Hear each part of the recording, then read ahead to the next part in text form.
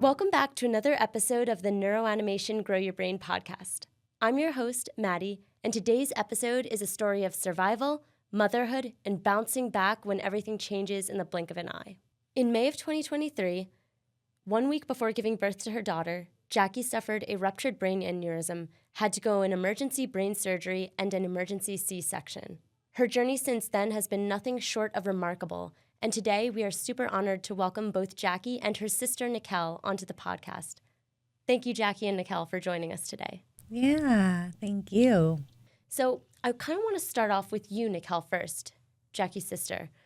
Nikel, so when all of this was happening, what did it feel like that moment that you got the call and you discovered what was happening? I think when I got the call, it was shocking. I thought I was going to hear Jackie's in labor. Instead, I heard that Jackie was in emergency surgery, and we didn't know if she was going to make it, and we didn't know if the baby was going to make it. I immediately grabbed a few things, packed a bag, and I didn't come home for 4 months. When I got to the hospital, it was touch and go. For weeks, we didn't know if Jackie was going to make it. She had to undergo, after her first surgery, and every day that she made it was a miracle.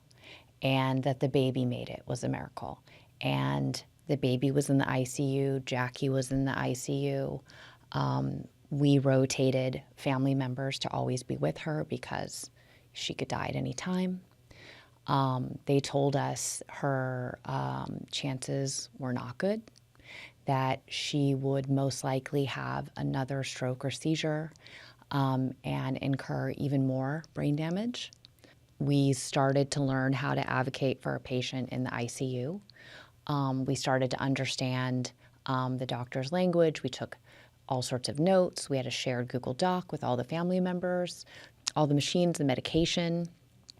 And slowly but surely, Jackie got a little bit more stable each day, and that was a win for us. I'm not sure. Is there much that you remember from this time when you did come to consciousness after all of this happened? No. I mean, months. I can't remember.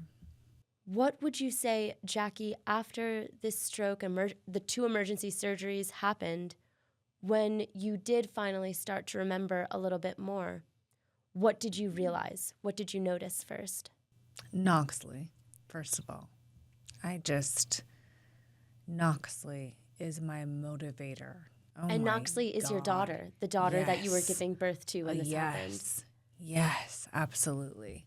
I gotta say, I have had the pleasure to meet Knoxley many times here at Neuroanimation, and she is just the brightest little light. Yeah. And she is so beautiful and smart and so always looking to talk to everybody and Oh play my fun gosh, games. Like, she is the perfect little child. Yeah. Perfect. I mean, a little bit cranky, but you know what? It's a win. I know one of your goals, so you've obviously gone now to neuroanimation a handful of times. Yeah.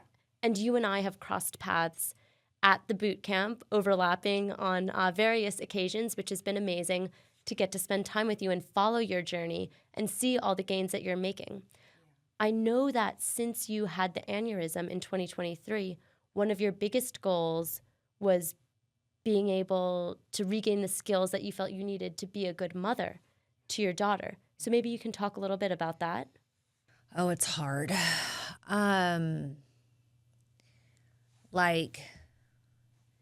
Knoxley, pick up and hold it, but it's hard. One hand. So your goal was to be able to Yes. pick up your daughter. Both hands. How is that Both going hands. in that goal? It's better.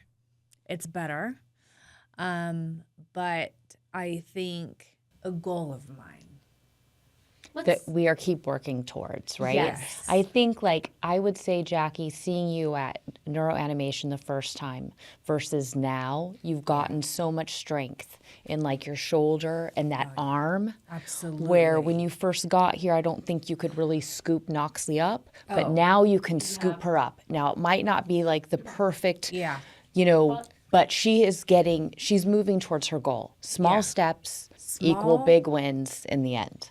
Small steps, but progress. Oh my gosh. Any step is progress and a step in the right direction, I think. So, but maybe let's back it up a little bit. Maybe both Jackie and Nicole, can you talk a little bit about when you were beginning your rehab journey? How had this stroke affected you? Well, Jackie had significant weakness on her right side. So when we were at Mission Hospital, they basically told us her right side was dead. She would be in a wheelchair for life. That, and we just chose not to accept that as a family. Thank God you didn't. No, because, I kept asking, well, what about, innovative programs out there? What about the newest studies? And, every doctor is in their own lane. And of course, if any of us had to have brain surgery, we'd go back to Mission, Hospital in a heartbeat. But they're not specialists in neurodegeneration. They're not, so you have to go where the specialists are in, regaining, some of those brain neurons and starting that process. Those are the doctors at the forefront of what we need for healing. And so once we started doing that research, we kept it. We did all the normal rehab. And we went to the best places. We went to Craig Hospital, which is incredible. They did so much incredible work for us there. And then we went to QLI, who continued that work that Craig did. But we weren't finished. And a lot of people would just go home and just think, okay, this is where my baseline is. But, there's so many great studies out there showing now that, your baseline isn't a year or two after your injury, that neurogenesis can happen for many, many years after. And you can do a lot of things to encourage that. And so that's when we found neuroanimation. Jackie, did you have it sounds like you had a lot of big physical goals for getting use of your affected right side back. Were there any other goals that you had after your injury? All of it. Oh my God.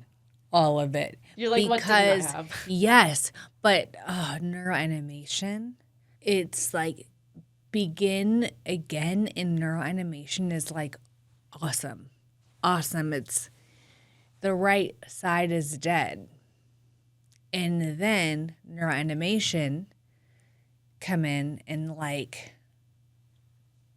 keeping on pushing forward never stops saying better. So like we're noticing all sorts of improvements too, like in this last couple of weeks is, from her right side, Jackie had a lot of numbness, she had a lot of loss of feeling in the right side of her face. And all of a sudden we realized like she would sometimes get food caught right here and the smile would go down just a little bit right here. Yeah. And we noticed that's no longer happening.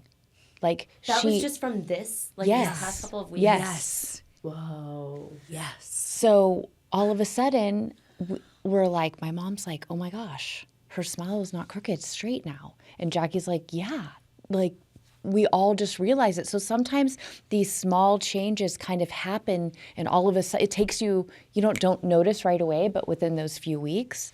And but just goes to show you she's still healing. She's still moving forward.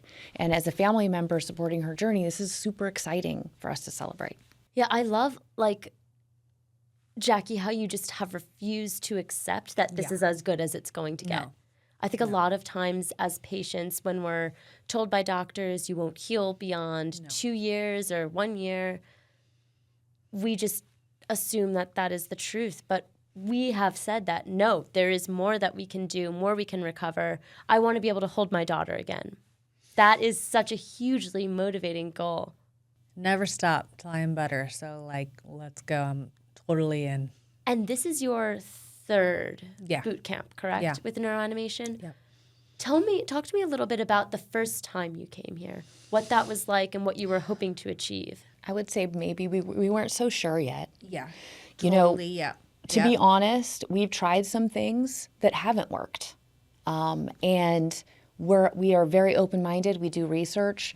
And we went in cautiously, like we're gonna try everything. This sounds good. Yeah, we've read the research behind it. Okay, let's go see for ourselves. And then once Jackie started working, that first, do you think it was the first week? Like we're pretty guarded, you know, when we really want to go in open-minded where it could be good or bad, right? We don't know yet until we get in there and try it. And then, I don't know, what do you think? Day 3, day 4, you were like, this is pretty good. This is pretty good. Insane. Something's Oh my God. happening. Yes. I mean, yes, absolutely. And I remember one of the times, like, I think you got really, like, tingling in your arm after, like, new sensations seemed to be happening. I love it. So with her arm, her weaker arm, she was able to pick up the water bottle and hold it. Wow. And that is something brand new. Yes. Wait, wow. That is Yes. incredible. I think for anyone listening to this podcast who might also have had a stroke or experience physical weakness, you can understand that is a huge deal. That's Yes. so hard. Yeah. And that doesn't really happen like later out in your like- recovery. Amazing. What was your favorite thing that happened in these past 3 weeks? I don't know. All of it. Oh, God. The dice. And The dice in the cup? yes. Like pinch the dice and Yes. put it in the cup. Yes. Yes. 6 times? Yeah. Okay, you did it 6 Wow. times. You Yes. pinched it and you put Yeah. it. That's really hard. Oh, my God. It's hard, That's right? so hard. Yeah. Sounds like you had a really good last round of boot camp. Yeah. Oh, my gosh. It's like the brain works in mysterious ways. It truly does. And Nikhil, as Jackie's sister, seeing her go through this journey and being there literally from day 1 to now, what have you noticed change in Jackie since this has happened?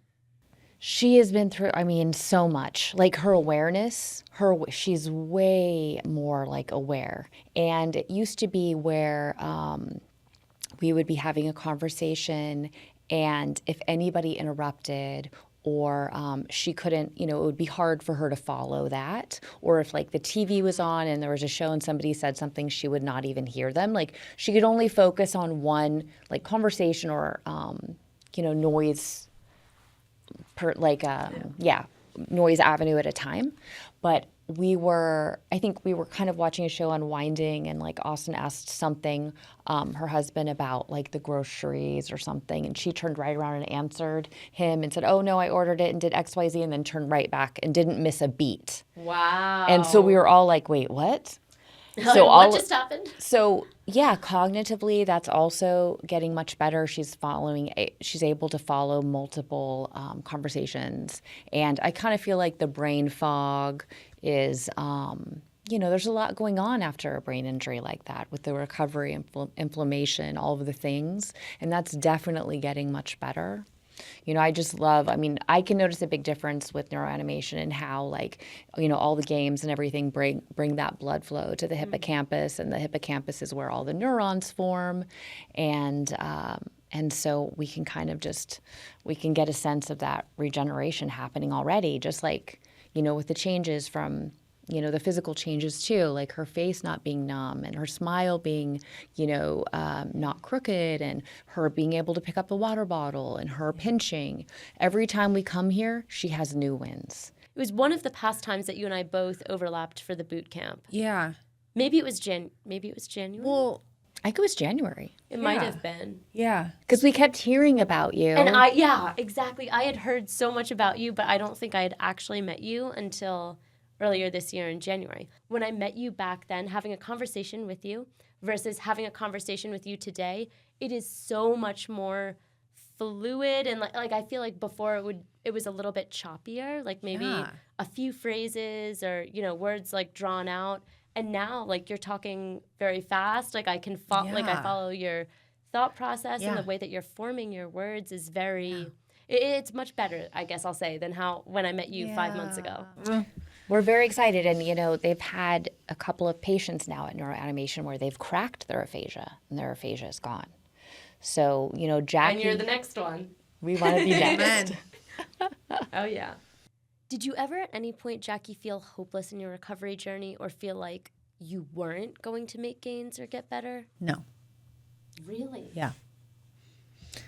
I think keep trying new opportunities, but like, no, I haven't, because I haven't tried everything. And I think it takes a lot of practice and focus, but keeping on pushing forward never stops flying better. So let's. And you definitely are. And Nikel, what was it like for you watching Jackie go through this journey, not just as your sister, but as a new mother? That the new mother part was heartbreaking, just because Jackie lived with me when I had my babies, and she's always been like the best, most nurturing aunt. And her one of the big milestones in her life she was always looking forward to was being a mother.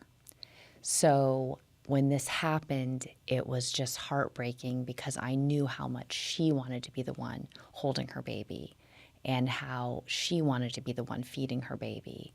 And when we had to take Knoxley home from the ICU, because she was now a healthy baby in the ICU, and eventually she was going to have to be released. And, me, Austin, and my sister Natalie took Knoxley home to Jackie's house and the nursery that she set up.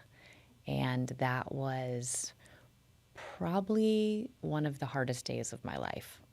It was just so hard to leave Jackie in the hospital and to bring her little baby home. I was a wreck. We all were a wreck, and I just couldn't wait for her to get better. There was no question, she had to get better. I don't care if we had to meta-flight her to Switzerland or go to Antarctica. Not that we, you know what I'm saying? It's nothing would stop us from finding what we had to do to get Jackie better. And I think, she knows that about her family. I think Jackie would do the same thing for me. And we've been actually through something similar with our father, because he broke his neck boogie boarding in California and was found unconscious in the water. And he also was in a light coma, and they told us he was going to be a paraplegic. My dad now just won his old man basketball tournament, and they call him the Miracle Man.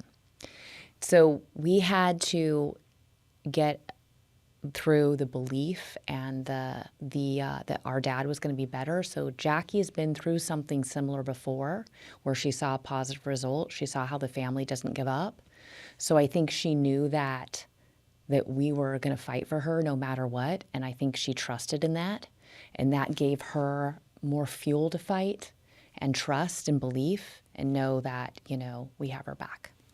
And I feel like now at this point, I've probably met your entire family, and you're all so incredibly supportive, and I love how you're all there for each other. And many people who have an injury like this, they might not have built-in support systems, and you guys are truly a testament to what a strong family community looks like. Yeah. Absolutely. It is. And it's tough. We love each other. And we cry. Oh, yeah. We cry at times. And we say, this is impossible. But we make the impossible possible somehow, one step at a time and together.